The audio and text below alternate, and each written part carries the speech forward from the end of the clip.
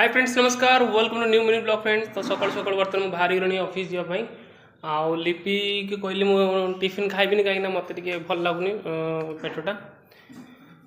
तो मुझे just T हल्का फुल्का बिस्कुट खाई जाऊँगी। मुझे पहर दिन ऑफिस आसला बेलू टंका बिस्कुट जिसको पैसा बिस्कुट कहते से आ गोटे जीरा बिस्कुट खाई पड़ेगा देखो केमी टंका बिस्कुट होती फ्रेंड्स से कहते टंका बिस्कुट जोटा कि लुणी राग स्पाइसी सब मिसिक रोचे आईटा मोर जीरा बिस्कुट या ये खाई पलैबी तापर देखिए भोक लगे कौन करवा आठी सकाल सकाल लिपि तार कौन कर लुगापटा सब सफा कर चलती पूरा प्रबल लुगापटा सफा कर लिपि ताकू टे ठंडा हो जाए तार मेडिसिन आसब।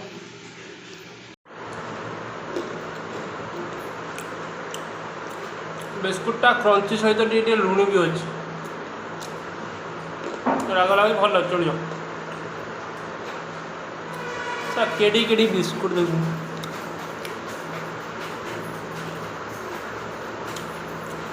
तो फ्रेंड्स पेज को फॉलो कर दिंतु मो यूट्यूब चैनल तक लाइफ को सब्सक्राइब करूँ। पुणी देखा नेक्स्ट वीडियो बाय बाय।